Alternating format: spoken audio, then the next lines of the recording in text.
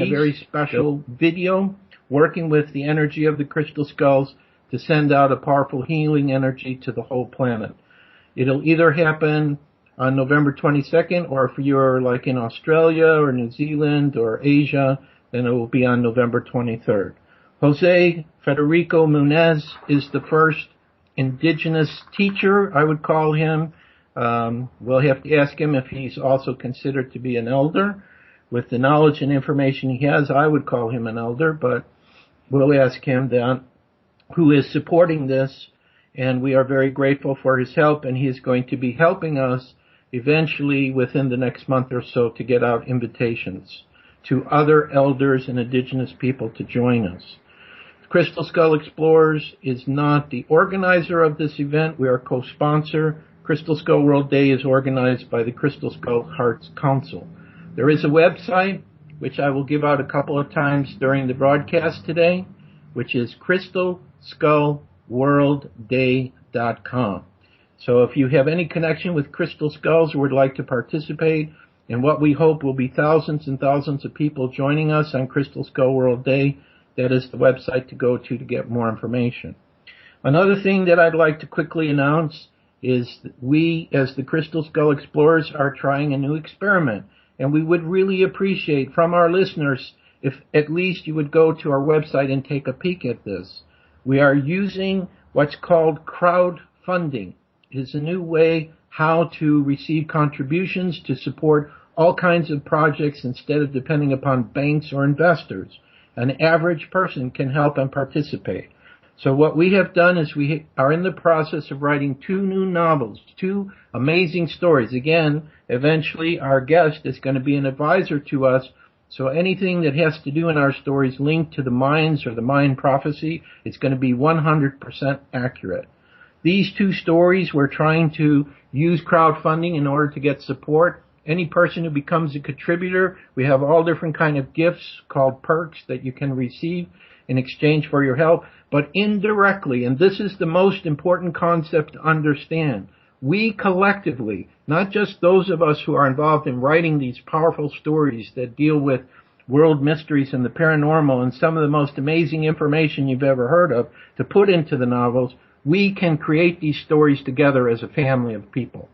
So later in the broadcast, I will explain to you how you can take a look at our website for this campaign and read a little bit about what these stories are. But anyone that's listening to the show, if you would be interested to help and support us with this, we would be eternally grateful and be excited to have you become part of the team to make these books a reality.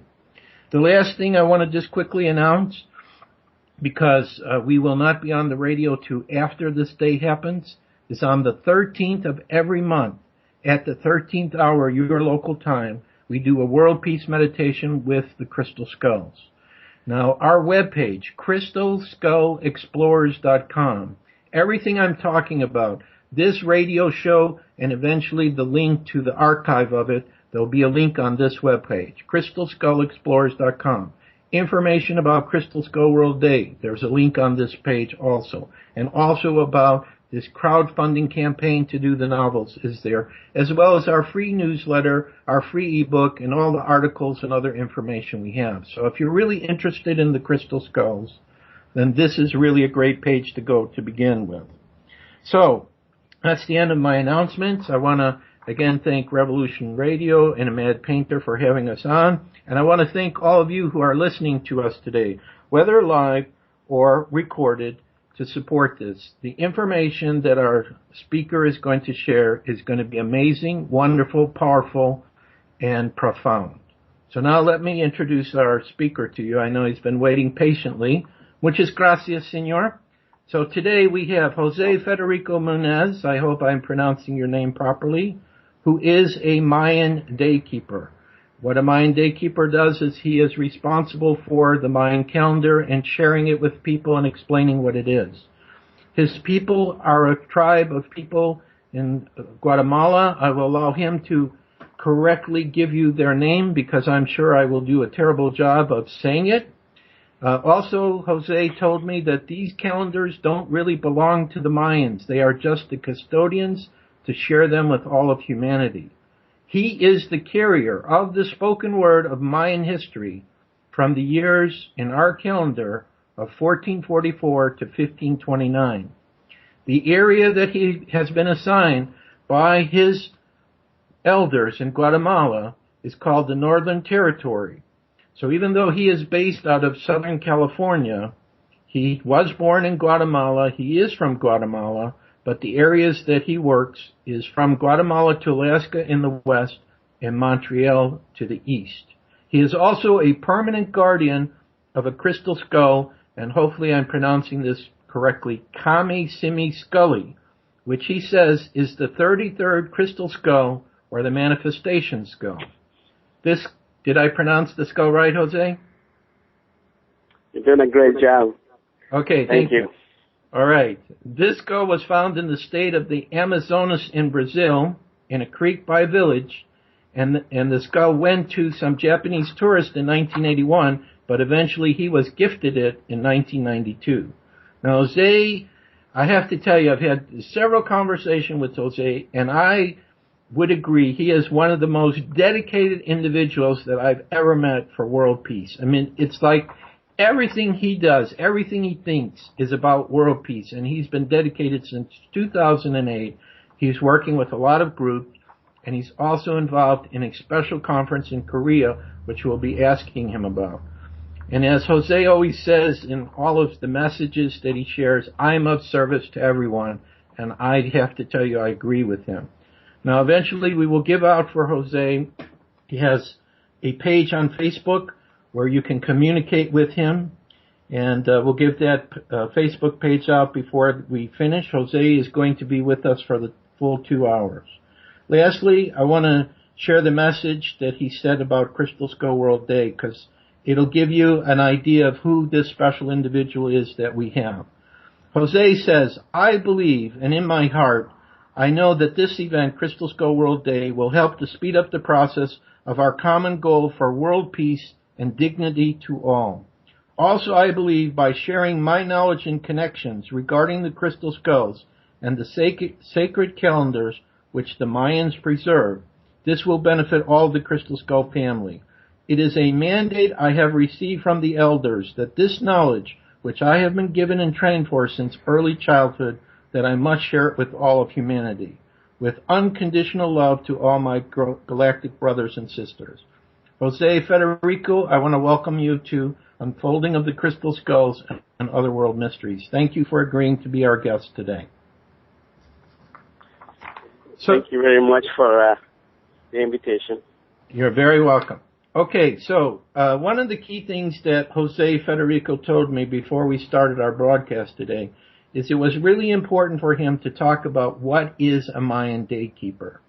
So, Jose Federico, how does one become a Mayan daykeeper? I mean, you just talked about what I read from you, that you received training as a child. When children are selected to be daykeepers, how do the elders know which children to select? I mean, is this something you had to do, or did they kind of like recognize something about your spirit or your essence that showed them that this was your destiny? Yes, it's the elders that decide what purpose of the child has in the world according to the date and time of conception and date and time of the birth. That's how the people are chosen to be by the elders to be the daykeepers.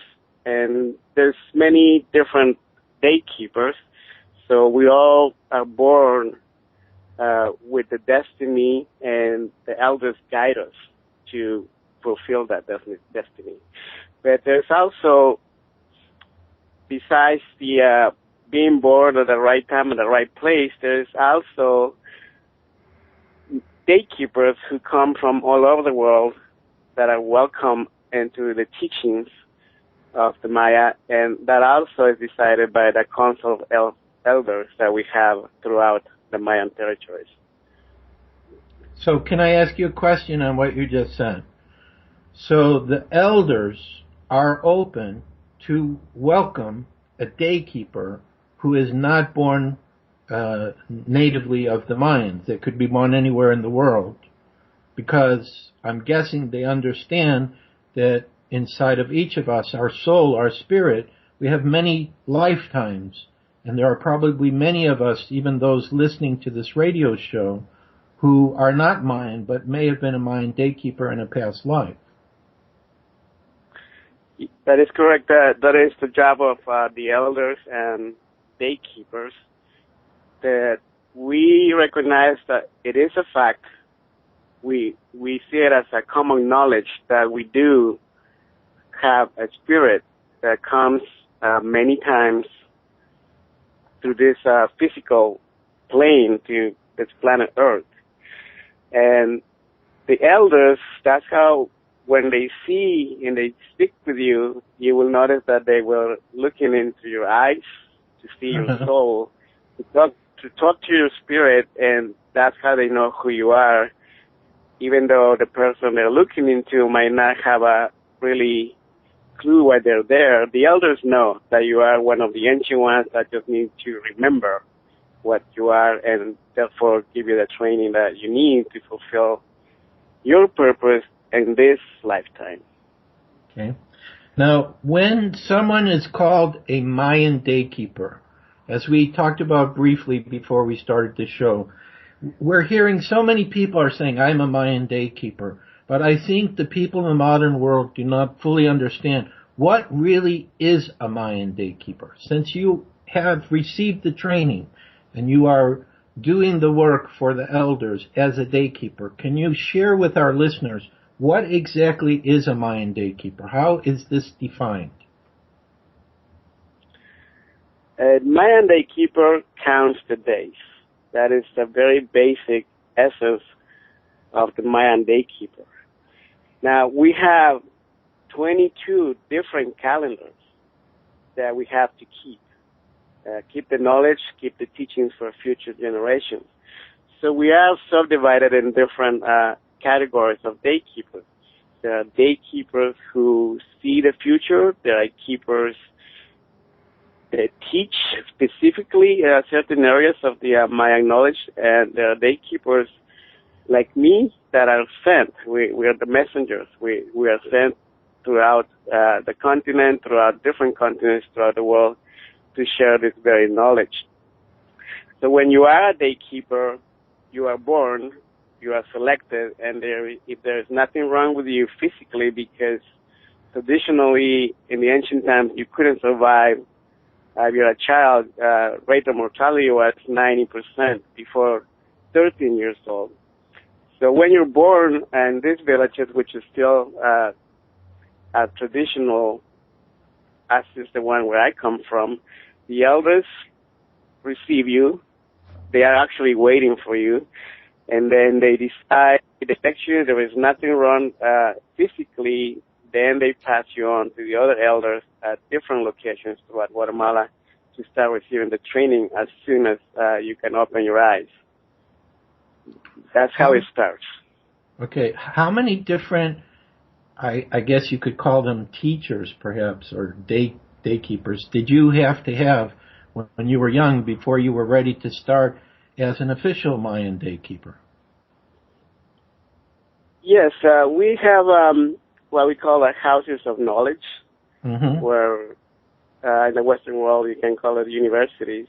So you start going to these houses, and they start teaching you about the past, the present, and the future, and the world history, not only as is known to everyone according to the Western world, but also our very own traditional spoken word. That's how we continue. So going back to the original question, how many teachers? Sometimes it can be in your lifetime, it can be 2. Sometimes it can be 200. It just depends what your purpose and mission is. There's many, many different levels of teachings that we have to go through from the time we're born to the time you're 13 and you're sent in your first mission to the world. And then after that, we accomplish your mission, you have the option to continue when you're 20 and receive another mission And again, it's a free will option to continue or stop practicing, teaching the teachings. And the last period is at 52, when you have the option to continue or stop, according to what has gone on in your time. How do you pronounce the name of the people that you were born into? You said, I did not hear that. How do you pronounce the name of the people that you were born into? You wrote it for me, but I'm sure I'm not going to pronounce it properly. Maya, Corte, Ketchimam. How is it pronounced? Yes, my lineage is the T from the Maya. They are we're established right now. There's over 250,000 members of this land in Guatemala. There is a total about 90 are still just the ancient knowledges and language. And within that, there's about 1 to every 1,000 people that we have teachers or day keepers. But there's a lot of us in that short T. And the short T is only one of 80 different lands that we have, from the tip of Colombia to Yucatan, which is what we consider all the Maya territory, even though we not have both recall with 19 countries. That's how we see out the Maya territory encompasses from the Panama Canal to Yucatan. Hang on. Oh, we lost Joshua. That's who we lost. We got the studio. I'm sorry for interrupting you. There we go. Are you back? Yeah, I'm back. Were you having trouble hearing Jose too? Yeah. Yes, I was. Okay, Jose. This fixes it. If it don't, we'll hang him up and I'll call him right back. Okay, are you going to do that now? Well, go ahead and speak, Jose. Okay, Jose Federico, can you hear me? I'm not hearing anything from him. Neither am I. Okay. You're breaking down. I can make up what you're saying. All right, let me hang you up and call you right back. Okay, so we're going to bring you right back. Hold on, Jose Federico.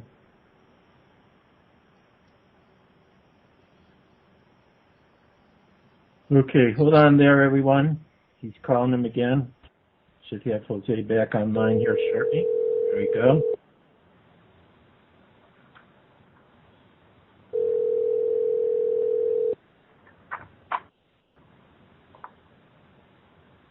Are you there, Jose?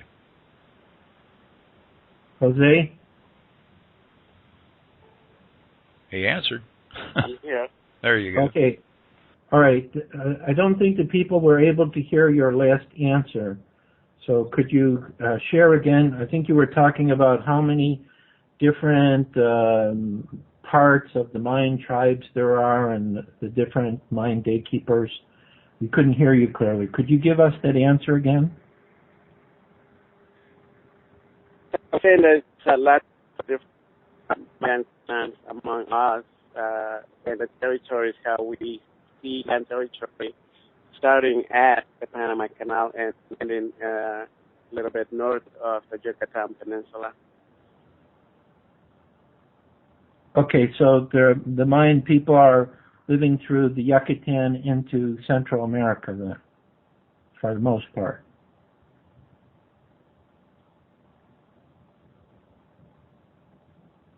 Jose, are you there? I'm listening, but it's hard to make up what you're. Yeah, it's still coming in pretty bad. Is there another location? And I'm not surprised by the way. Is there another location that you can go to that the signal will be stronger for your phone?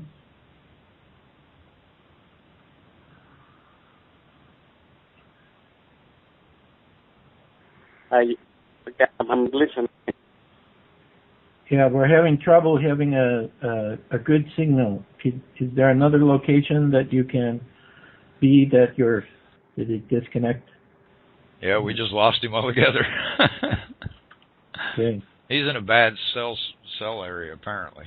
Yeah, that's why I was asking him. Can you try to call him again? I sure can.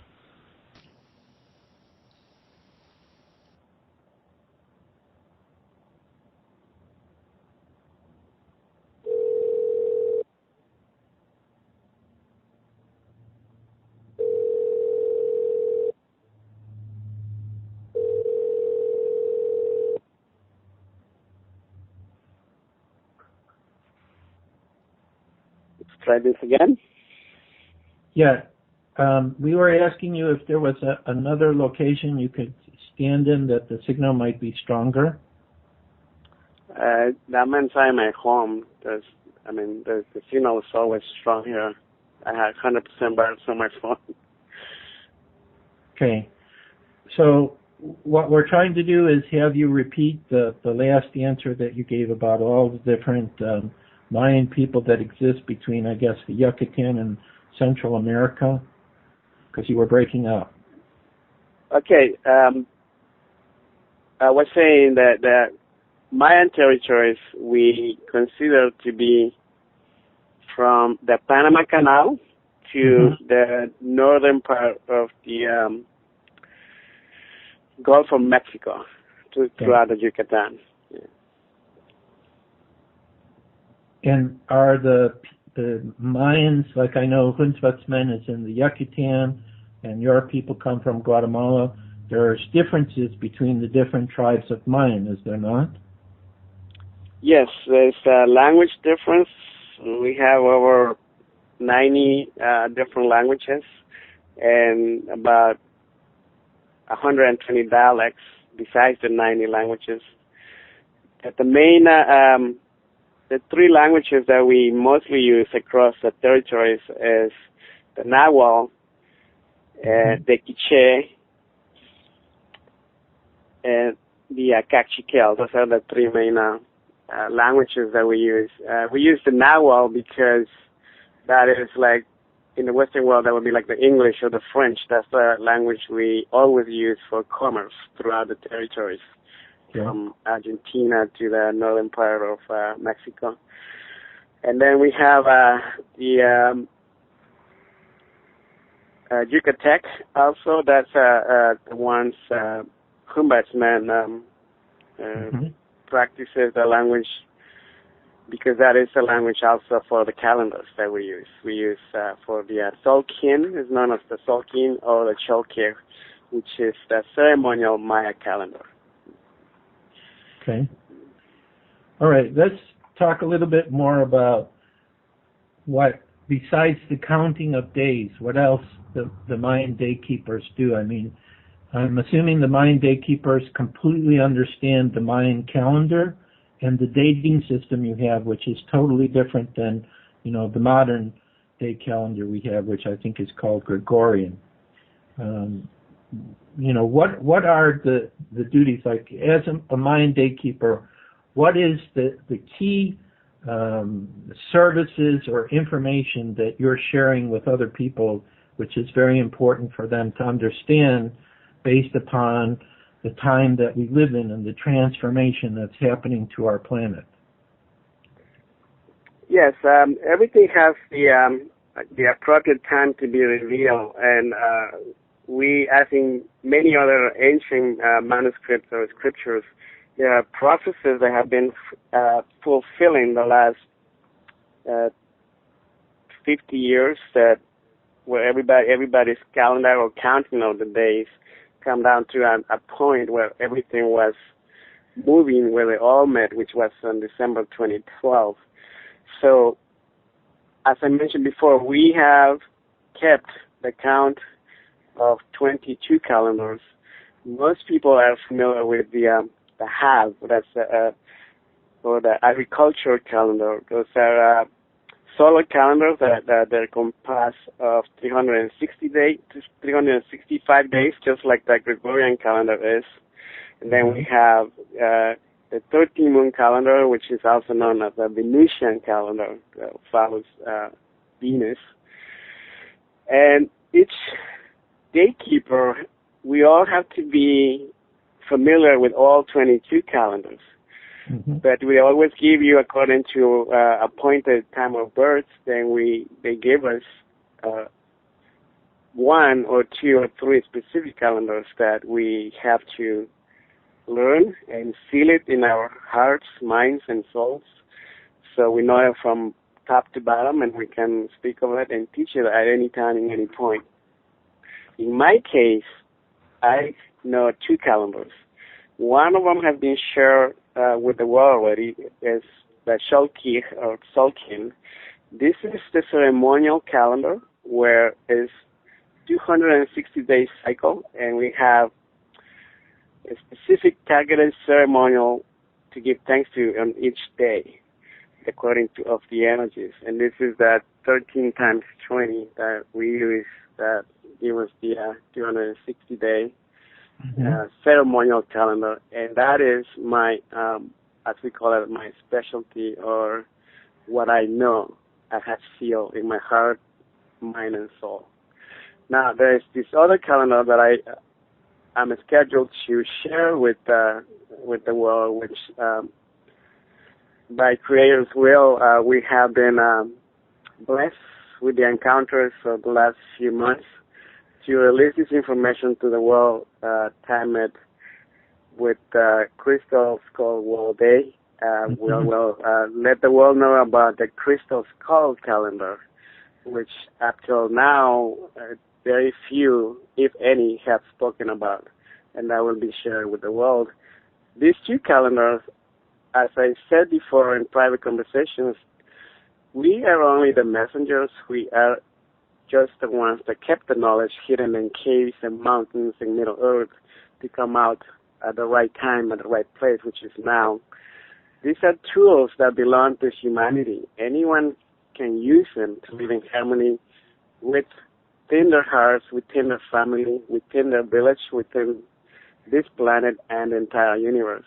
It is an extremely important and time-sensitive information that needs to be shared, and that is one of the reasons I'm here. And those are the two specialty calendars that I will share with anyone that is willing and has their ears and eyes open.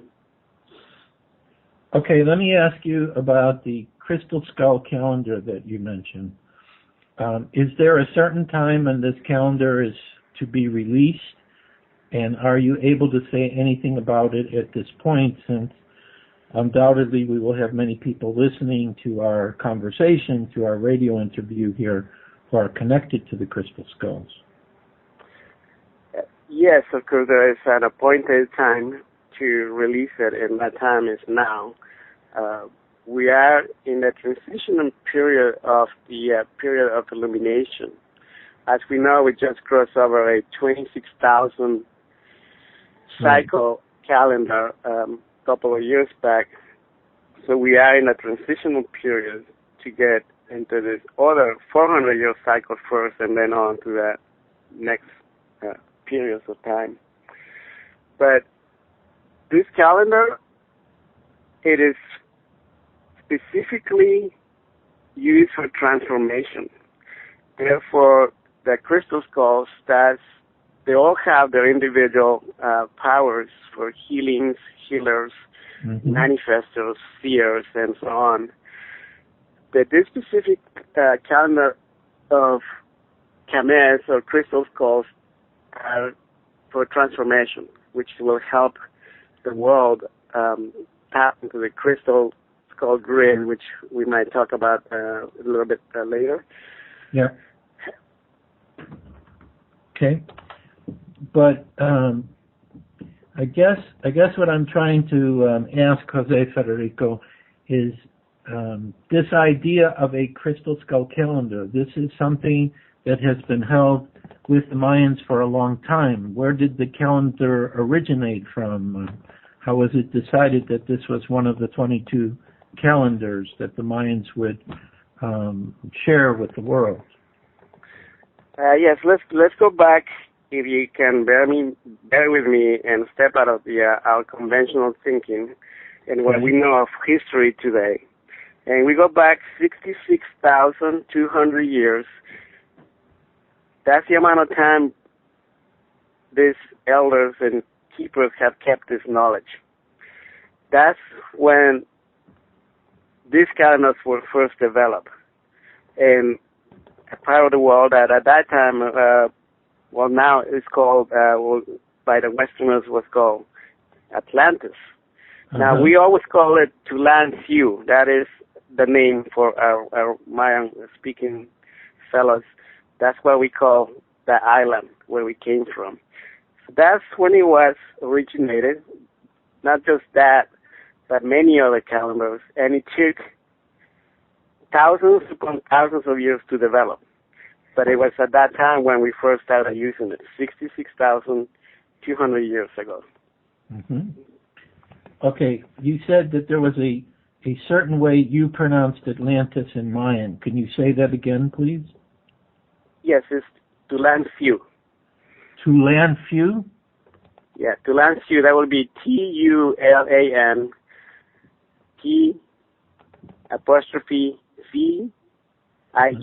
Tulansiu. Okay. All right. Now, I wasn't going to ask this yet, but you've already brought it up. So, obviously, there is some connection between Atlantis and the Mayans that we know today. Now, I'm going to speculate based on my knowledge of Atlantis and see if, maybe what I'm thinking is correct or maybe not.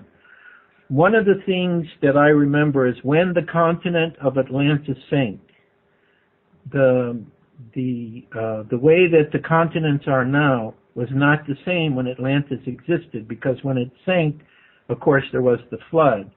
And according to what I've heard, like part of, the Yucatan, for example, was much larger during the time of Atlantis, but because of its sinking, a lot of the land is now under the water.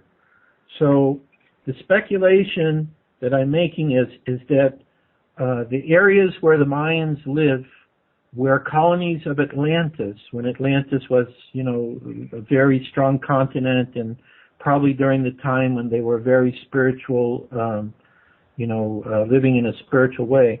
And then when Atlantis sank, the people who were able to escape, because I have a memory of going to Peru, so I think that when Atlantis sank in that lifetime for me, I went to Peru, and this is why, I've been to Peru like 10 times in this lifetime.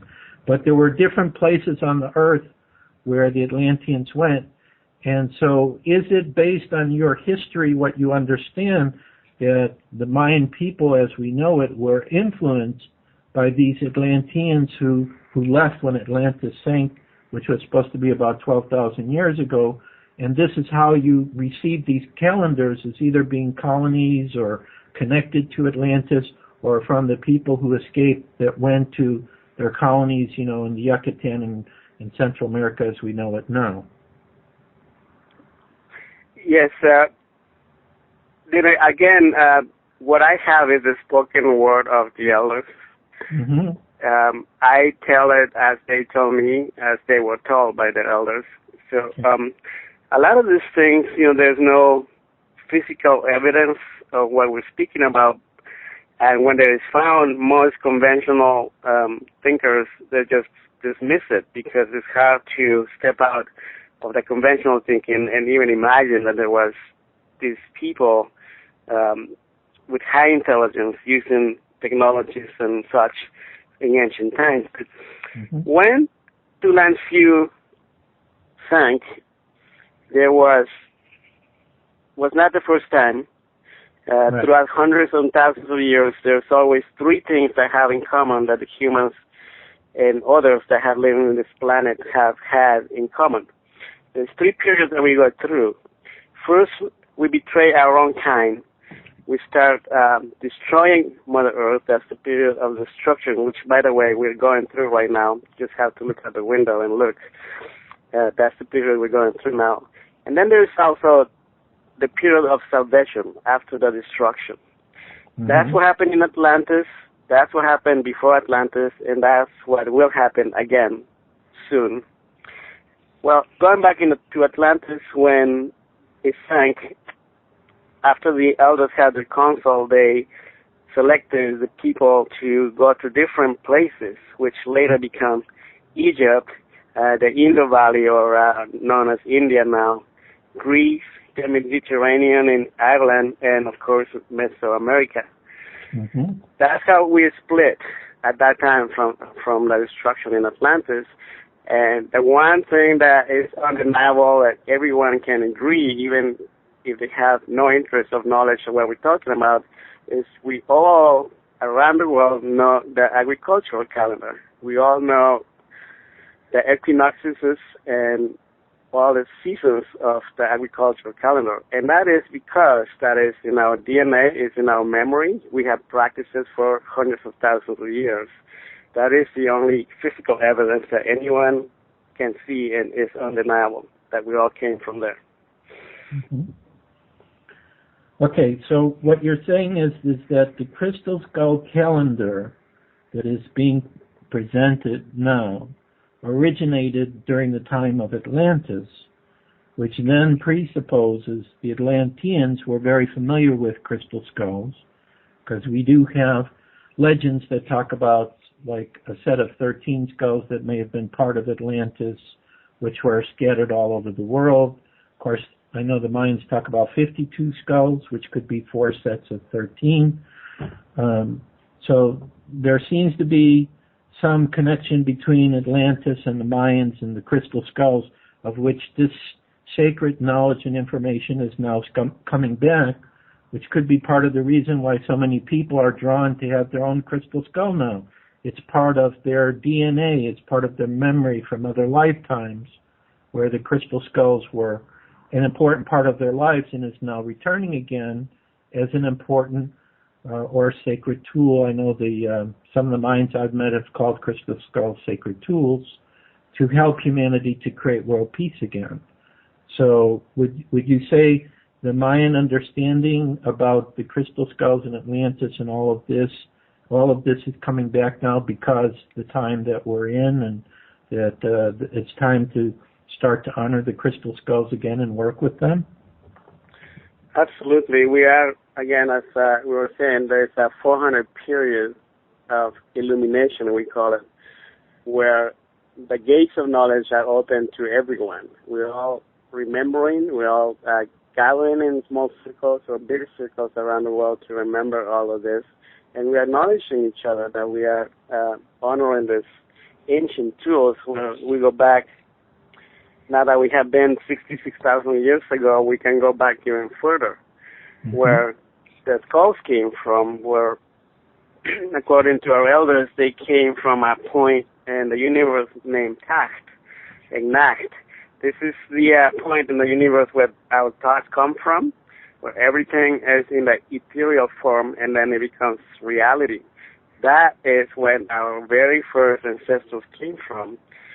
And scientifically, it's been proven by NASA that there is a black hole in the Pleiades cluster in the universe, and that is where, according to our elders, where the crystal skulls came from. The original 5,200 skulls were in the form of liquid crystals that they brought to our very first ancestors from Nacht time.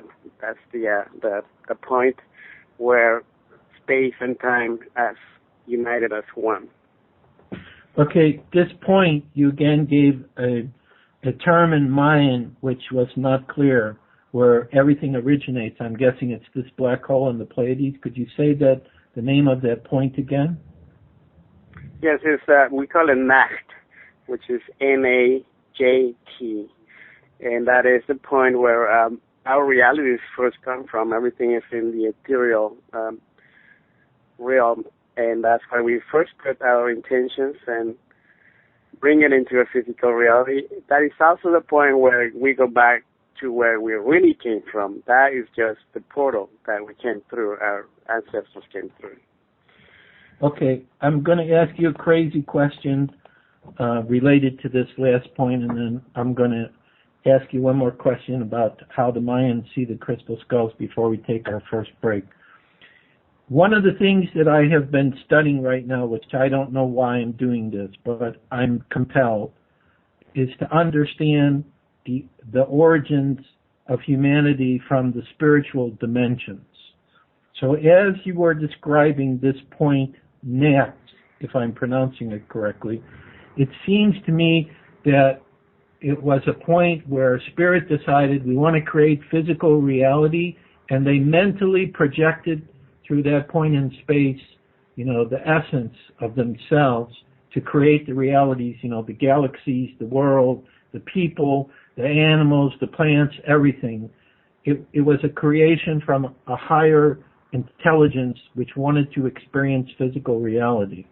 So is this, I don't know if you want to call it a legend or understanding of the elders, is that kind of what they're saying, that the creator beings in spirit who wanted to experience all of this through this point, they projected and all these realities started to come through? Yes, as I said before, it's a known knowledge to us that we are spirits inside these bodies. So yes, many brothers and sisters from galactic federations come through experience this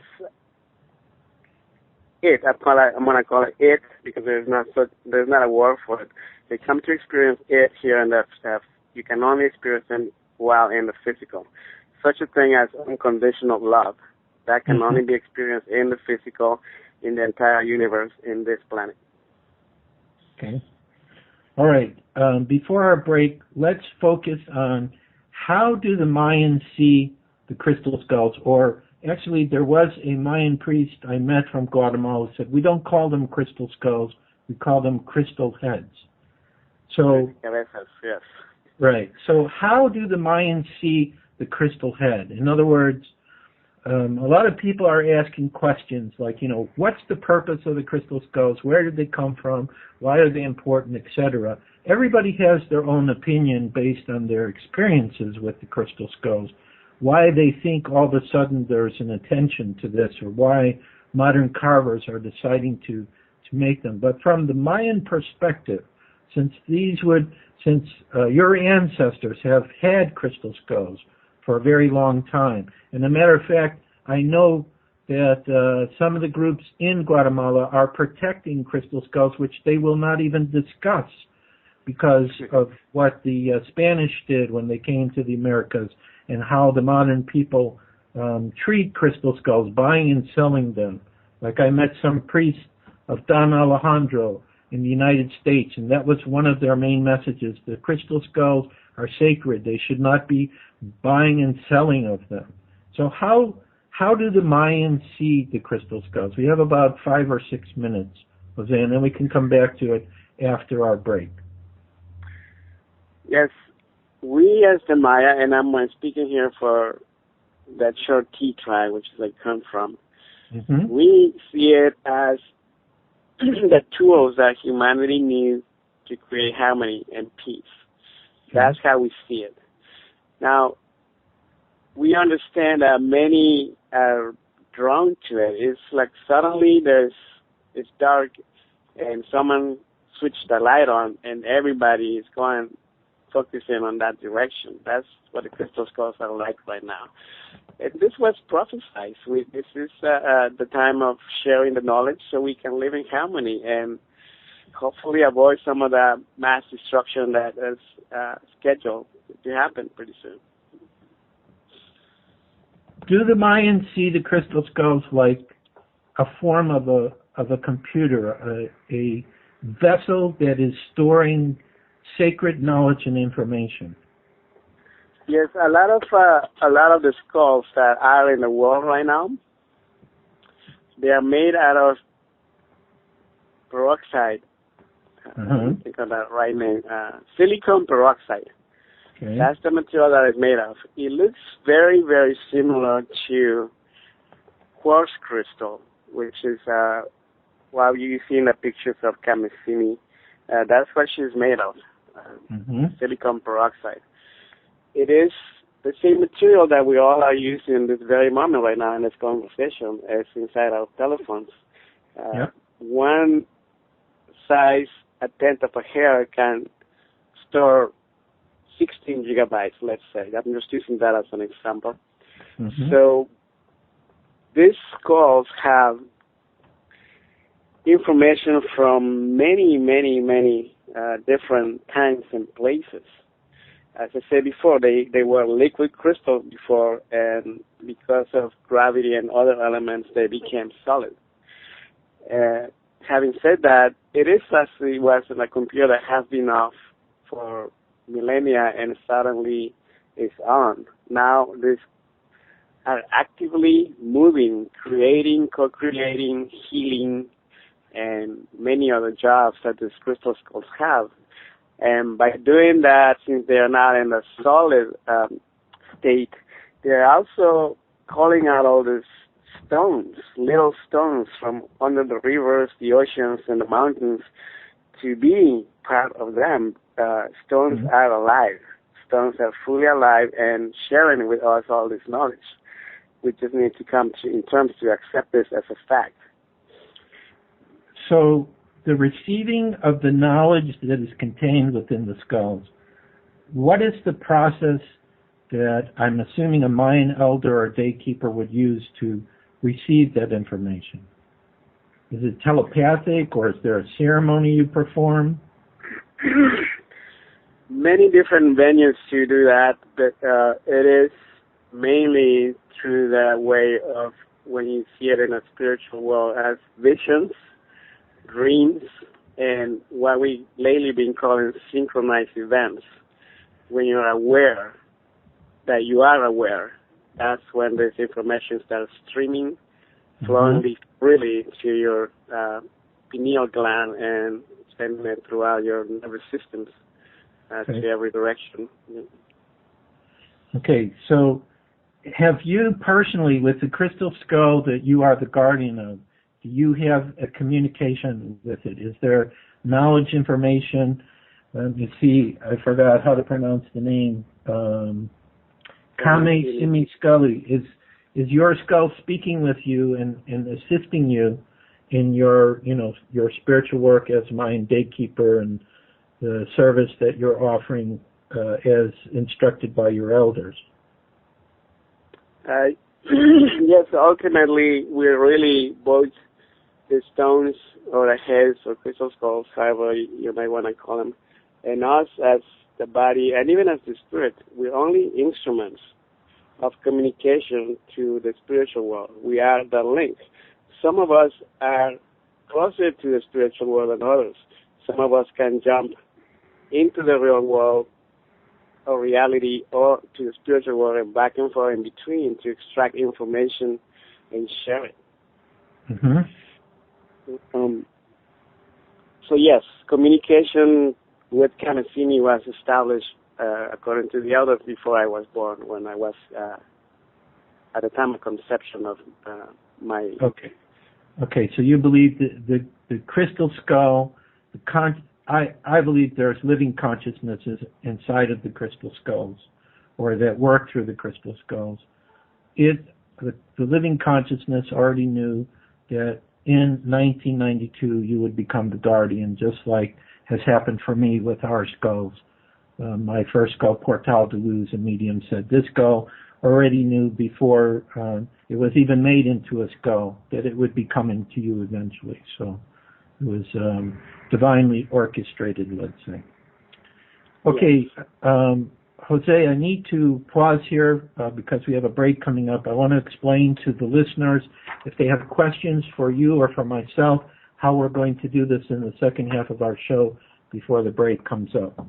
There is a telephone number that you can call, and the Mad Painter, who you heard me talking to when we were having our communication difficulty, he will pick up on the line and make sure that you get online. That telephone number in the United States is 347-688-2902. Again, that number is, if you want to write it down, 347-688-2902. I also know the number is on the website. If you're listening on the website, freedomslips.com, you will see that telephone number also listed there. I know that there are also some people who are also connected to a chat room. The Mad Painter is also looking at the chat room, and he will type for me through Skype, which is what I'm using to communicate with you, your questions that you can ask either to Jose Federico or myself. You can just ask a general question if you wish, and both of us will answer if we have something to say, or you can ask a question to either of us. So, for those of you who have joined us late, you are listening to Unfolding of the Crystal Skulls and Other World Mysteries. I'm your host, Joshua Shapiro. I'm speaking today with Jose Federico Monez, who is a Mayan daykeeper, who has been sharing with us information that I've never heard of before, so I'm really glad that you're here, Jose.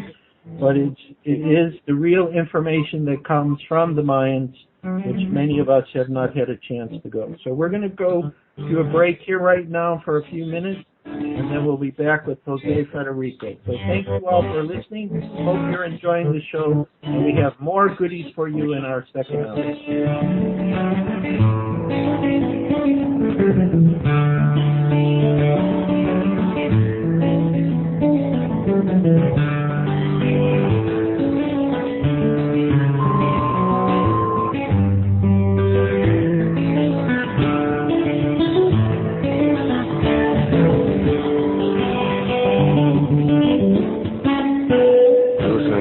Radio at freedomslips.com. We'll be right back after this message.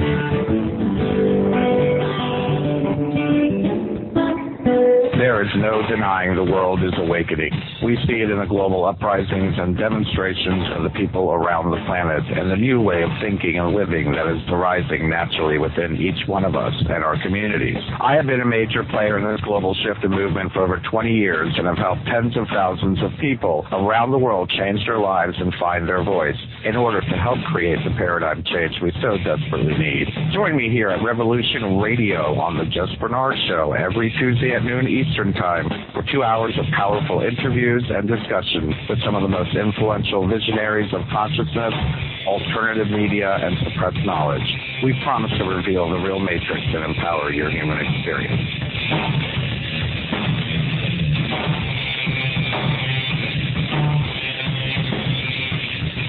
I can't do this. It's like in the great stories, the ones that really matter. But it ain't about how hard you hit.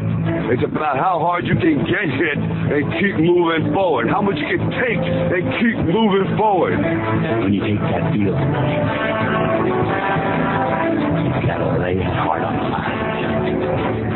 From the soles of your feet, with every ounce of blood you've got in your body, lay it on the line. Okay, I'll tell you this, in any fight, it's the guy who's willing to die who's going to win that inch. On this team, we tear ourselves and everyone else around us to pieces for that freedom. Yeah, I can, but I'm still recording everything you're saying right now. Oh, okay. So, but it's dropped. I mean, we still got a couple minutes. Okay, so for the people listening to the recording, don't pay attention to what we're saying right now. Just share the unconditional love, please. Yeah, just feel the love, and so this is all being recorded, right? Yes, sir. Okay. On my call note now. But yeah, the station's recording it. It'll be in the archive. I'm going to try and do is pick it up out of the archive and cut it from that. But I'm no sound man, but I'm going to try and make a little video out of it. So it'll take a few days for me playing with it to see if we can do something with it. All right. Jose Federico, the best way for people to get a hold of you is through your Facebook page. Is that right? Yes, it is. And also, there's a website now for the release of the Crystal Skull Calendar. And it's just that, crystalskullcalendar.com. So you have a new website called crystalskullcalendar.com? Yes. Who's helping you with that website? Creator.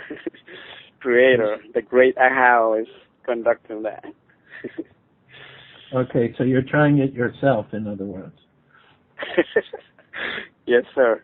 Okay, well, if I don't keep our two helpers busy for Crystal Skull World Day and they're going to help us with our website, maybe they might be able to help you with yours too. That would be awesome. Right. That would be greatly appreciated. Thank you. Well, I know you're going to have a lot of important information to share through that website, so we want to try to help you if we can. Okay, so I will announce when we come back your Facebook page, and we'll announce it again before we end. And I'll also tell people, too, if this is okay with you, if they want to send you an email, they can send it to us, and we will forward it to you. Okay. If they don't find you on Facebook? Yes, it's my complete name, Jose Federico Munoz @gmail.com. Okay, so it's just your whole name, Jose Federico Munoz @gmail.com. Okay, then we'll give that out to you. Federico. I can see the spelling of your name on our webpage too, if they're not sure. Actually, I'll put that email on our webpage for the radio show too, when I get the recording of this. So everything is going okay so far for you, Jose Federico? It's flowing. Thank you. Yes. Okay. Glad he got a good connection going. Yeah, now he does. Thank you, God. Obrigado, Deus, in Portuguese. Okay. So when we come back, I'm going to ask about prophecies, about what happened on December 21st. Maybe any other comments you have about being a Crystal Skull Guardian, and then we'll open it up to questions if we have any. So you see why it's important that we get this interview with you written down. There's very important information that you're giving. When I bring that server back in, it might do the same thing, and I might have to call him back. Okay, well, we'll see what happens. How much time do we have now? Oh, probably about 2 minutes. I'm not even sure. There's no time on how long they are. So I'm guessing. So you can stop it whenever you want? Well, yeah, but it wouldn't have back to your host or anything. Oh, okay. No, we want to do that.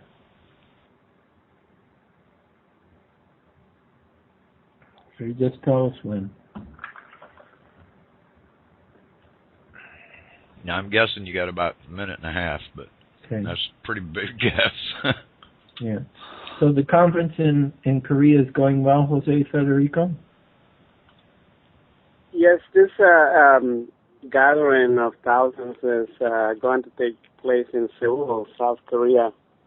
It is something that is the pinnacle of the end result of hundreds, even thousands of years, and the process of making it, and finally became a reality where we're going to have all these brothers and sisters, representatives from many lands, cultures, and what we call religions and philosophies, to be together there and come up out of that gathering with concrete, specific actions to take for world peace.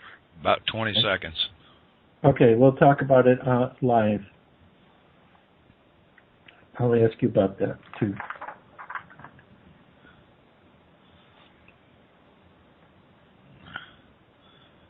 All right, let me try.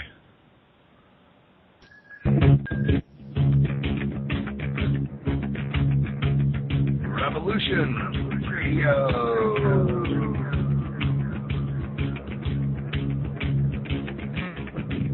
You're listening to Revolution Radio, freedomslips.com, 100% listener-supported radio, and now we return you to your host.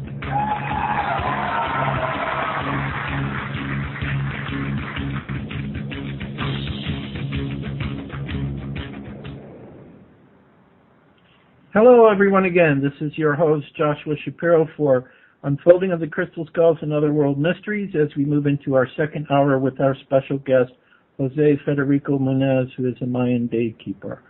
So we hope you've been enjoying the show so far. And Jose has already shared with us some very exciting and interesting information from the Mayans. But what he also didn't tell you, which he just told me during the break, is there is going to be a new website coming out called crystalskullcalendar.com. So when that is officially ready, we'll make sure for anyone who's interested that you'll be able to find it through our website. Again, for us, our main website is at crystalskullexplorers.com. Everything that we're talking about today, our World Peace Meditation, Crystal Skull World Day, this radio show, how to listen to the archive of it, it's all on that page, crystalskullexplorers.com. All right, Jose Federico, I want to come back and talk about the Mayan prophecies of the future, what prophecies have been given over the thousands of years, and also some people were expecting December 21st, 2012, something to happen, how to explain those two things. So whatever you'd like to share about prophecies, what might be coming up according to the Mayans in the next year or two, and also about December 21st. We lost him? Yeah, I'll call him back. Okay, hold on here, everyone. He's on a cell phone, so we're calling him right back right now.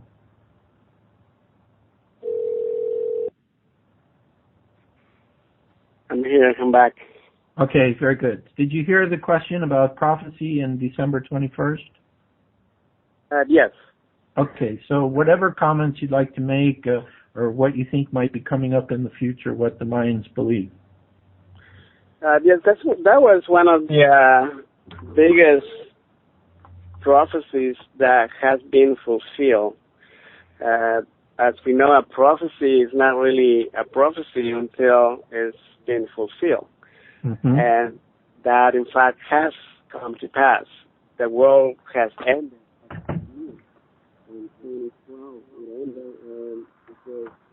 We are now living in a whole new world. A lot more people are living in harmony throughout the world. It's a global shifting that has happened. Many in the media or speculated and used this prophecy to profit, trying to use tactics to people to sell the product. That is one of the very reasons Don Alejandro, as you guys call him in the Western world, and 5,000 other people were sent out to the world in the early 1980s to make sure that as many brothers and sisters as we could speak with, the world was not going to end physically in 2012 as the media wanted us to believe, wanted the world to believe. The fact is, in a period of destruction and with some of humanity, we can only look outside the window and see the air we're breathing. We are destructing our very elements that we use to live, the air, the water, by fracking into all the parts of the world strategically to create destruction to Mother Earth. This is the period of destruction that the calendars were speaking of. This is the period of destruction that we are going through for the next 3.5 years, maybe even sooner. It is then that humanity will have a reality check again and start truly working towards world peace and living in harmony, not just with each other, but with this planet and the rest of the universe. It is through this path that we have set out to make these gatherings of world peace around the world. There's many, thousands upon thousands of small groups working towards peace, people we will never heard of. They will not get in the radio to talk about, but they're actively seeking peace and dignity for everyone. At the top of my head, we have a world peace before 2021. This visionary, 5-year visionary, saw the world in peace in 2021, hence for the name, and that is his website, World Peace Before 2021. His name is Axel Collins. That's one of the movements. Then we have visionaries that are now guiding us from the spirit world, names as Gustavo Gutierrez from Arizona, all the Mapuche people in Argentina. All of these people have been working towards peace. The First Nations in Alaska, the Mohawk, and I can go on and on and on with all these people that are working towards world peace. What we are trying to do, we've been trying to do since 2008, rapidly in the state of emergency, trying to make this happen, is to unite all these groups, individuals and groups around the world, to unite at a single place. And that is going to happen in Korea next September 17th to the 20th. Towards the common goal of world peace. So this is the prophecy that has been fulfilled. The change, the world that ended at that time and got left behind in the fourth dimension is no longer here. We are in a whole different world, and this is the prophecy of the change of the cycle of December 21st, 2012, when the world ended. Okay, so let me see if I can kind of summarize what you said to make sure I understand this correctly. So when the Mayan calendar ended on December 21st, 2012, then a new world was basically beginning, one that dealt more with peace. So what you're saying is in the last 2 years, this is we're almost at 2 years since that time, that there has been more energies of peace than ever before, and that this is a sequence of events that's happening now, which is just going to keep growing stronger and stronger. And like the conference that you're doing in Korea next month, where, I don't know, you say there'll be thousands of people participating in this conference in Korea? Let me say this and clarify, because a lot of people don't know that the Mayan calendar did not end in 2012. That was just a period that ended. Mm-hmm. Just like us in the Gregorian calendar, every 1st January we have a new year. So that's in the calendars that are kept for thousands of years. They don't have a beginning or end.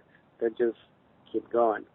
That was just the end of the cycle, not the end of the Maya calendar. And to that question on Korea. Yeah, you said there would be thousands of people involved with that. Is that correct? Yes. As of right now, there is 133 countries, 134 now. We just added 83. They are sending representatives too. But there's many around the world. We are working in close contact with presidents, vice presidents, and consulars, and close conversations and a close relationship. Not everyone. Peace is not in everybody's convenience. For war machines produce bullets, world peace is not convenient to them. So of course they will not go. They didn't even want to talk to our representatives, which are humble people, teenagers, normal people from any walk of life who walk into these palaces of kings and and presidential palaces to speak with the presidents to make a proposal for world peace. Of course, they have no credentials, so they get denial even to step into their doors. Ignoring the fact that these are messages sent by Creator. Creator is sending these messages to propose to the people that are in charge, the people that are pulling the strings on world meetings to pay attention that we need to live in peace. They will not talk to us, but we are in a spiritual world, and we all know this, that we are on the light side, and we are on the light side. Okay, Jose, we're having trouble hearing you going loud and short. Should you try to call him back, Matt Painter? I can try if you'd like me to. Yeah. We're going to call you back, Jose, because your sound volume was going up and down. so that the listeners can hear you properly. Hold on.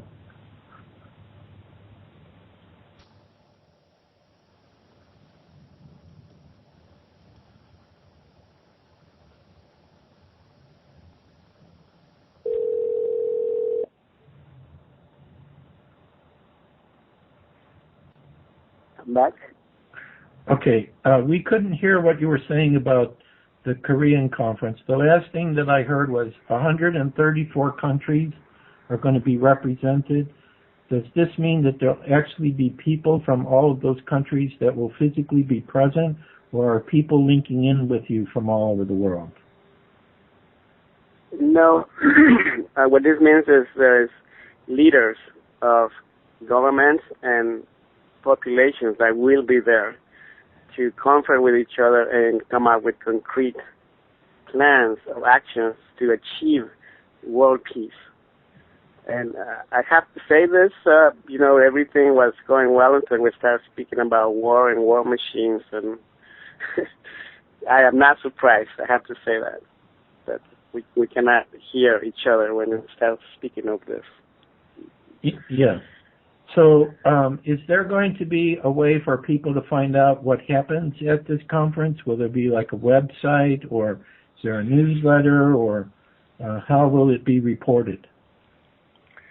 Yeah, everyone is invited, of course. All the spots for speakers and conferences have been filled for 6 months already.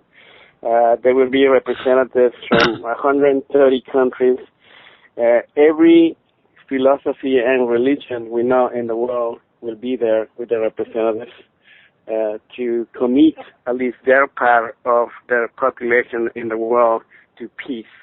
Again, this is something that we have been working for a long time, and there's many obstacles that arise throughout the years, but it is happening in September.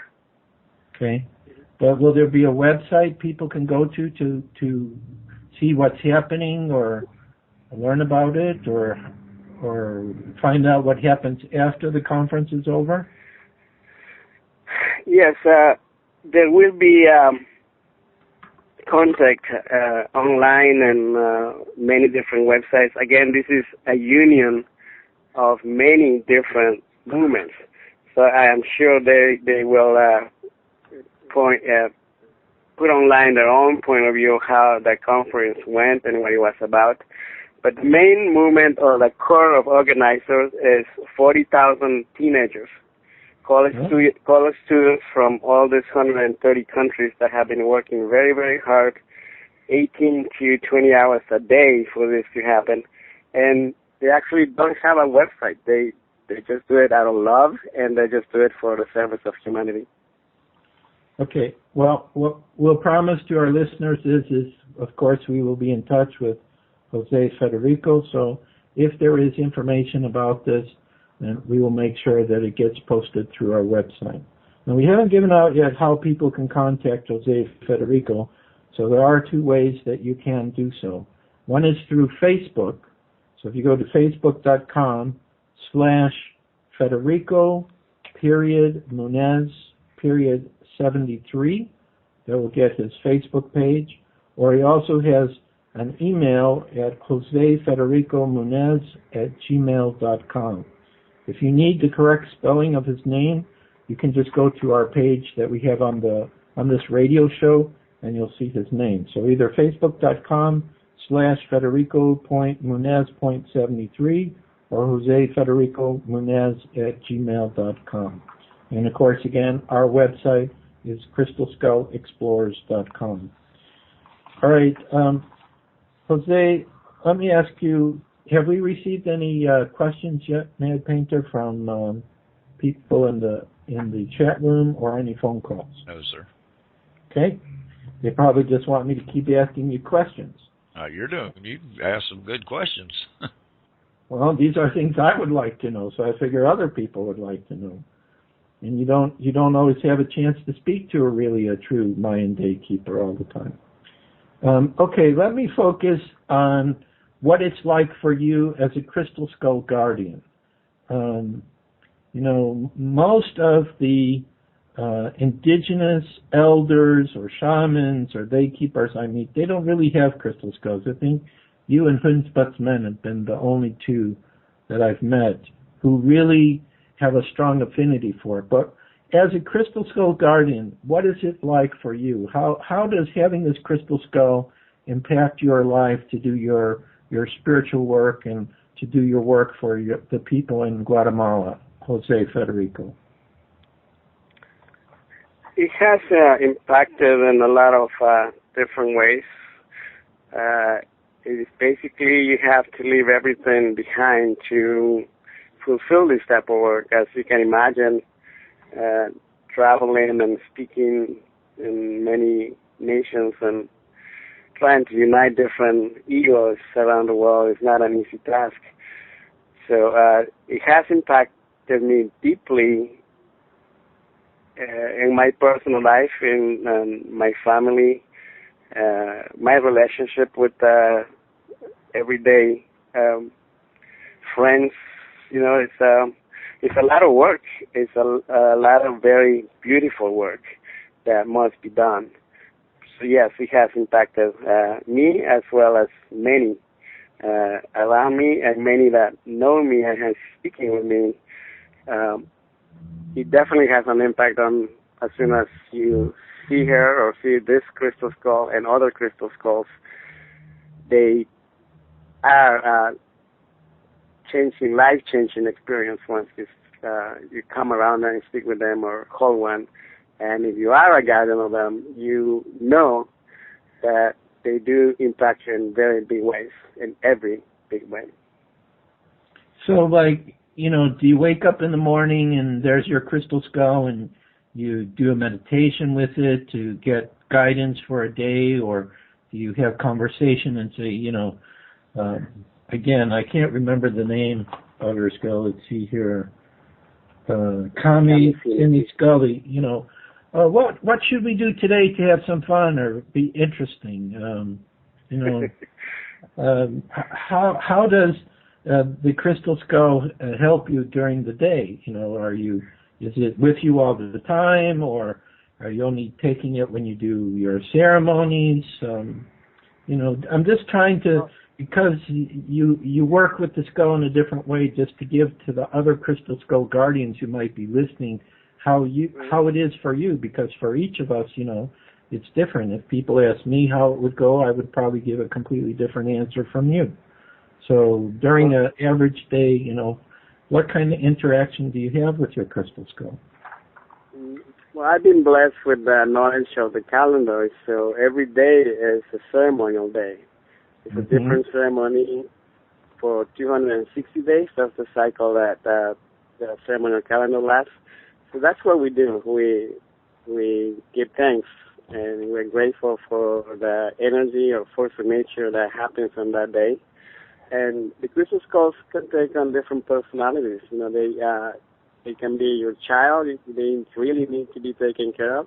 Or they can be the father, mother figure that tells you what to do, when to do it, and specifically where to go. So it's a relationship just like any other. Communication is number one.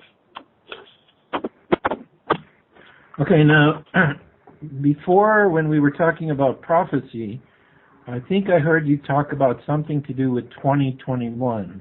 Is this a Mayan prophecy that by 2021 the world as we know it now will be in a more peaceful state? Or I wasn't sure where that year came up from, if it was another group that had prophesied that. This is a child from Hawaii. Oh, okay. That had this vision, which in turn goes hand in hand with the period of illumination from 2012. A cycle, 7 years, 13 years, 20 years, 52 years. So in 2021, at the end of that year, if you mix that Gregorian and the cycle calendar, that's the end of the period of 20 years from 2012. And okay, we're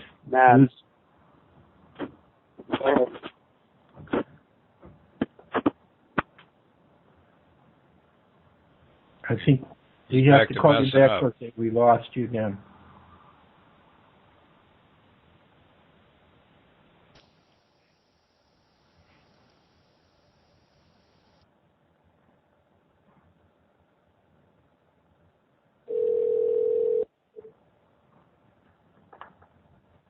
I'm back.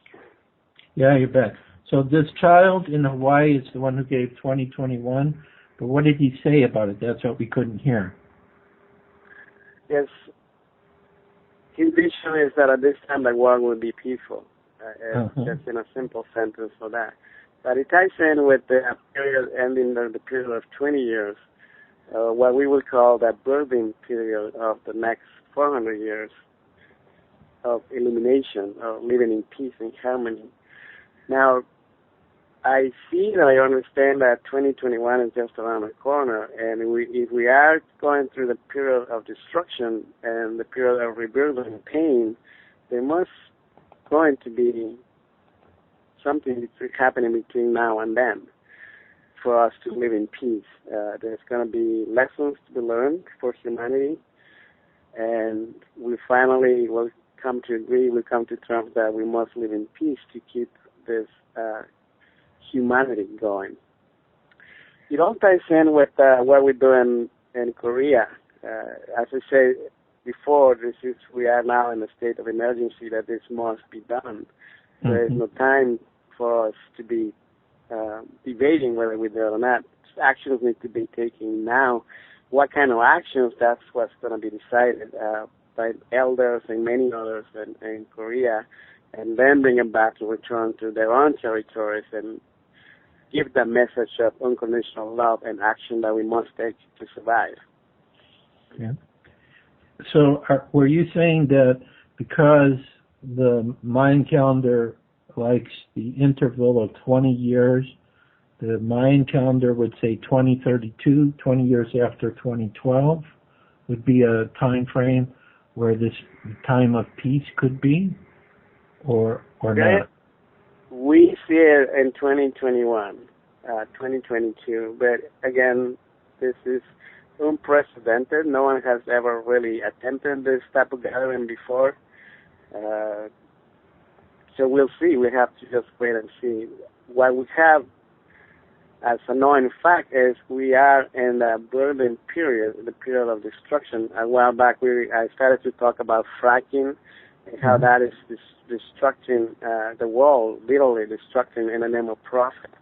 That is that type of prophecy that we are talking about, this destruction that we are inflicting into our planet. The dumping of water use for fracking into our freshwater streams underground with the knowledge of authorities. That should be banned. It should be illegal. And when we have small movements trying to ban it, we get literally prosecuted here in the United States. So this period of destruction that we're going through is going to come to an end pretty soon. I don't see it how that the visions that keep coming, say earthquakes and floods, massive earthquakes and floods around the world that will create a lot of destruction.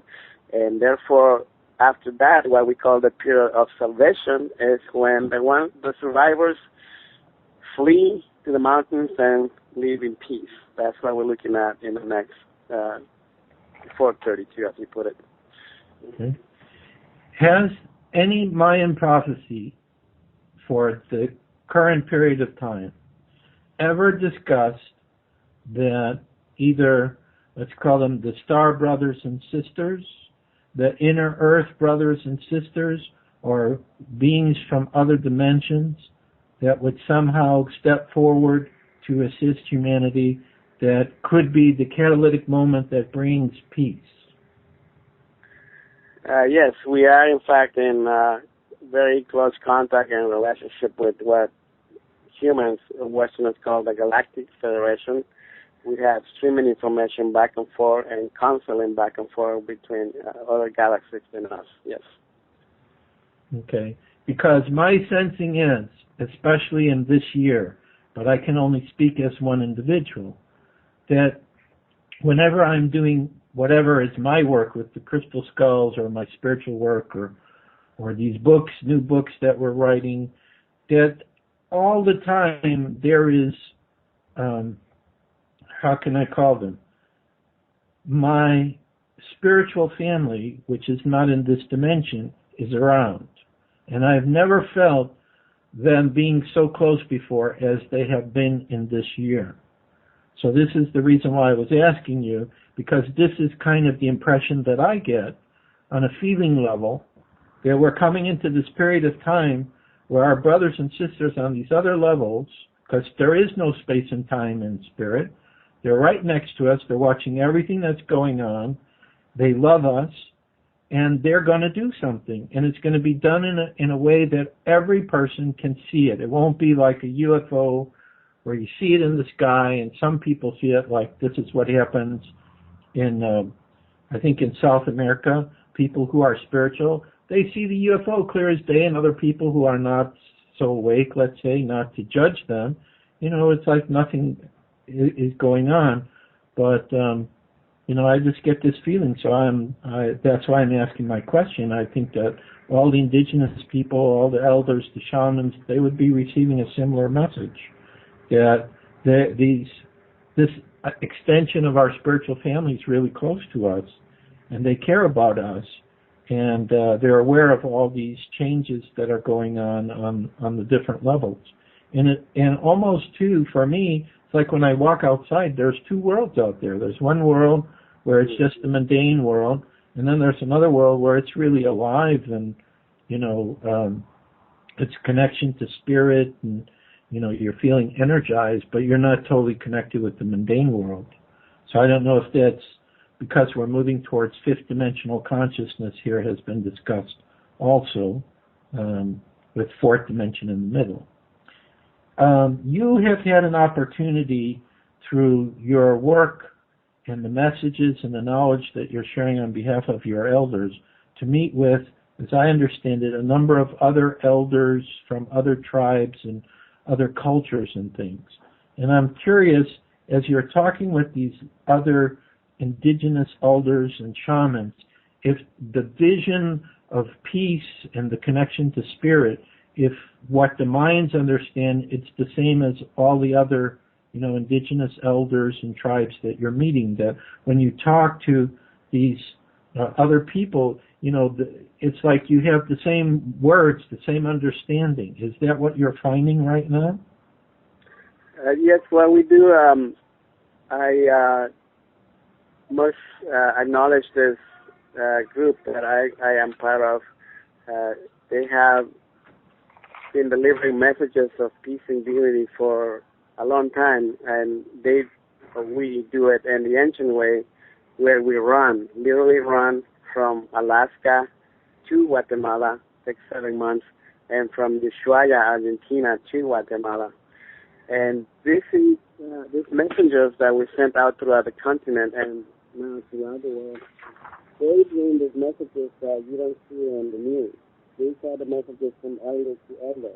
What we're doing, what must be done, what are we going to do to survive this coming crisis? How do we put the knowledge away? All these things are discussed among the elders every 52 years. And this was discussed at the end of the Peace and Dignity run in 2012, which ended in November, in an astronomical center in Guatemala called Huachetún, where the elders gathered, elders from all over gathered, and they decided and consult other elders that went back to their villages, and throughout the world, this very own knowledge that I'm speaking of, it has been delivered to all these elders.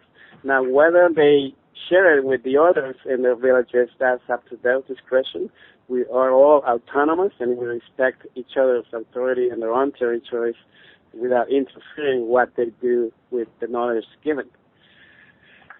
So, going back to the, I wanted to touch back really quick on Korea gathering. This might be the most powerful piece of information I'm been guided to give. It's just 4 simple letters. It's HWTL. That can be searched online, and they will guide you through all these peace movements that are going on around the world into Korea for this gathering that we're having. And you can see through these 4 letters the main messenger from the spiritual world that has been assigned in this time of destruction to speak to us in the physical. He will be the main speaker at the Korea gathering. And again, this is something that only those that have the ears listening will grasp, and only those that can see will see it. And I wanted to give that piece of information out before we forget that we need to go. Okay, I didn't quite follow everything you said. You said 4 letters, HWTL. What did that represent again? HWP as in Paul, L. This is because you asked me earlier about a website, and since all these brothers and sisters don't have websites, those 4 letters will lead you to all the movements, to all the different peaceful movements that are going on. But by doing a search on these 4 letters, you will see the main messenger from the spiritual world that has come here to Earth in the physical to speak to us, all the ones that want to listen. So you're saying if somebody goes on the internet on Google and types in HWTL, that they will find some of the people who are involved in the Korea peace gathering? Yes. Okay. And then what was the name of the key speaker? I heard you say there was a key speaker, but I didn't hear the name. Who I had to say his name because we all okay. There's many of them, but those who are listening and can grasp the concept and gravity of this message will find the right person through these 4 letters. Okay, I understand.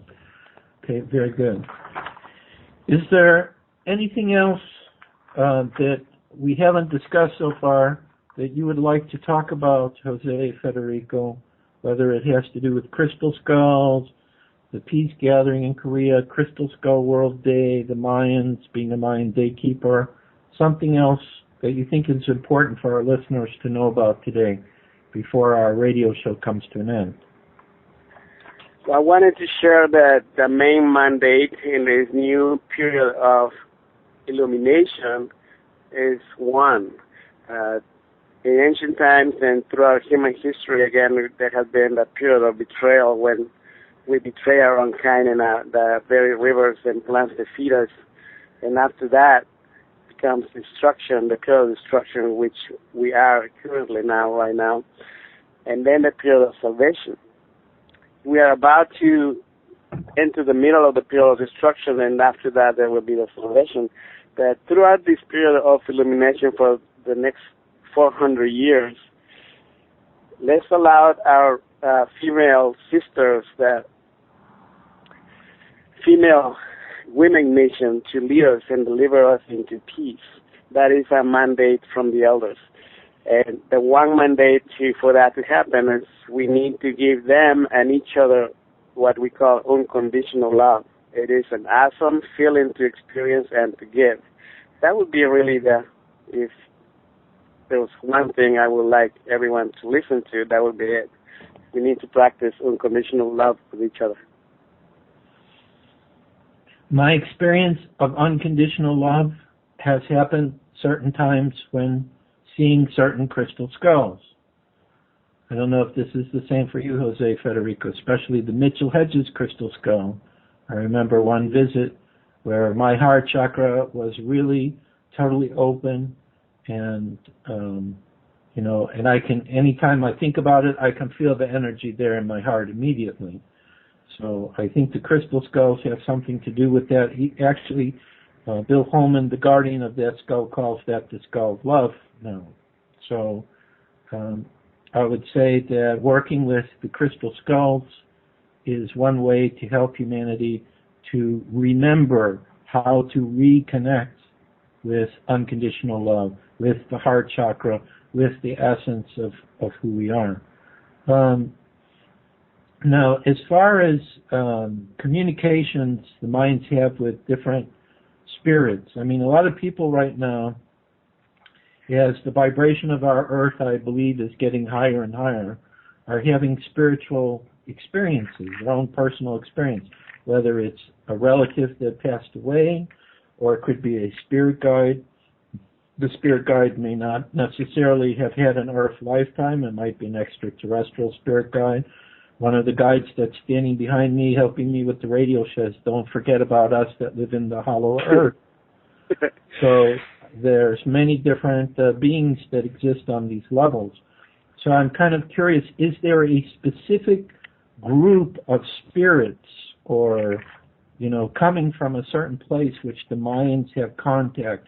I mean, the priest of Don Alejandro talked about the grandfathers of the Pleiades in one of their messages. So I don't know if the extraterrestrials and the Pleiades are kind of, you know, guardians of the Mayans. But in your experience, is there like, you know, certain groups of spirits that are connected to your work or connected to your people? Yes, we call them spirits too, but yes, there's, as I said before, we are in close contact with what you call extraterrestrial beings that are assisting humanity, not just the Maya people, but many others that we haven't mentioned today. Any particular group of extraterrestrials we would know by name? No, it's in the cage. We're all the same. We are a reflection of each other. Okay. There's only one. Okay. I understand that. So mostly extraterrestrials. Okay. Have you personally had a chance to see any of the more well-known crystal skulls? And if so, which ones and what experience did you have? Which ones are what? I'm sorry? Which one of the more well-known crystal skulls in the world have you had a chance to see them? Like, have you seen Mitchell Hedges or Max or E.T., any of these skulls as you've traveled? Yes, we went on tour in 2011 with all of them here in North America. Yes. But we stay in touch through the Galactic Crystal Skull Grid. Okay, but the ones that are known publicly, you had contact with in 2011, some of those are not? Yes, yeah, two of them more than others, but yes, we are. Some of them are not very open to the shifting of the ages, the shifting of the changes where we have come through. They don't want to accept the fact that the crystal skulls are all the same and a reflection of each other. Mm-hmm. So they are, we will say, falling away from the grid on their own free will. Yeah. Okay. Do you have any visions yourself of what might happen in the future related to the crystal skulls coming together? I mean, obviously, Crystal Skull World Day that the Crystal Skull Heart Council is doing, which both you and we support, is an attempt to bring the guardians together. But has there been either a prophecy or a vision given about how maybe crystal skulls may come together in the future? Crystal skulls are already together, even though we physically don't see it that way. They are together. They have been together for since they were brought into this dimension, to this galaxy. And the vision that we have, and I personally have had, is the manifestation of, you might want to call it heaven or living in harmony, living in peace. It's very, very close to reality, closer than most people think. And that is the vision. I don't want to call it a prophecy. I would rather call it a fact. We're all working on it, focusing our intentions and our attentions. And yes, the skulls have been a big part and will continue to be a big part of this to be a reality. Okay. I don't know if you can answer this question or not, but the assumption that many people make or assume is that there are a number of other crystal skulls that exist in the physical, which are not known to the public, that are being protected by various indigenous people, including the Mayans. Especially in the book by Morton and Thomas, when they were talking with Don Alejandro, who of course is connected to Guatemala, he made such a comment like that they were not allowed, or in order to protect the skulls, they really couldn't talk about which ones they knew about or which ones they had. Is that situation does it exist, and will it change in the future? Like, as humanity could use the energy and the love of these skulls that are being protected and hidden, might they start becoming, more publicly known, come forward, so they can travel the world, so people can see them and meet them? Do you have any comment about this? Yes, absolutely. Don Alejandro, as the world knows it, he has been what we call a spearhead of the battle to knowledge that it's because of him and his ancestors, close ancestors, that I am now speaking here with you. He opened the door for lots of knowledge to be brought into this period. So I'd like to give him my greatest respect, Don Cirilo or Don Alejandro, as you want to call him. That we, I have to say this in his own language. Sakahla numak chosh, sakahla numak santo mundo, chingala numila me regale. Chihuat Dios, Chihuat Santo Mundo, Chihuat Kamhuna Seracandelas.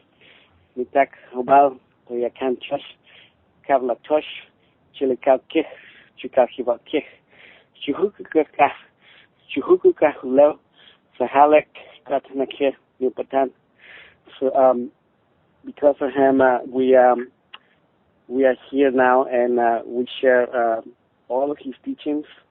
In fact, what I just said was a prayer taught by him in a region that is called by the Cuchumatanes mountains in the very deepest jungles of Guatemala, where we are trained by Don Cirilo, Don Alejandro, as we know it, and many other elders that have been here appointed, but their ancestors from the Pleiades, as he had mentioned it.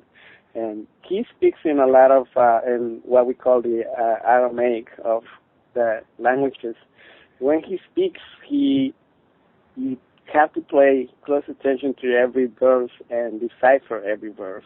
What he's saying is not really what he's saying. The next time you have a chance to listen to him, you really have to meditate on what he's saying word by word and see it spiritually, not just physically as we hear it. Okay. All right, so we're almost coming to the end of our show, so I want to make sure that we again give out your contact information, so if people would like to talk with you directly or ask questions about the Mayan calendar, the work, the Korean gathering, your perception on Crystal Skull World Day or the Crystal Skulls. So again, Jose Federico Munaz can be reached at his Facebook webpage, which is facebook.com/federico.munez.73, or you can send him an email directly at josefedericomunez@gmail.com. And if you have trouble reaching him, or you don't write this down, I'm going to put it on the webpage for the radio show, or certainly you can also send us an email at crystalskullexplorers@gmail.com, and we will be happy to forward it to him. So, Jose Federico, I want to thank you so much for taking time out of your busy schedule as you prepare for this important conference in Korea, and helping to get many special people there to be on the radio show, and perhaps at some future time we will bring you back. And if there's any way you can communicate to us a summary or a website that we can share with people about what happens in Korea, we'll be happy to do that as well. I would like to invite whoever listens to this conversation to please join us in September, praying together for peace. And again, every 13th of the month, and again on the 22nd of November. And also join us to run in peace and prayer for Peace and Dignity Journeys. That will happen in 2016, April 2016, for 7 months. And I want to thank the great Ahau creator, the matte painter, and everyone that's involved for us to be able to share this extremely time-sensitive information. Thank you very much. Lantios. You're very welcome. So let us finish up before we end our radio show today with a couple other general announcements. So anyone who's interested in the Crystal Skulls or would like to know more about future radio shows we plan to have, that you have access to that information. So our main website, where you can find everything, it's always at the top, is crystalskullexplorers.com. If you really enjoy the information and knowledge that we're sharing through the radio shows, there's also a donation button there. Information about the Crystal Skull World Peace Meditation, Crystal Skull World Day, everything that we've talked about can all be found on our main website. So thank you so much for joining us today, and we will announce again when we are back on Revolutionary Radio with some Crystal Skulls and other world mysteries. Have the most wonderful Sunday, and thank you, Federico.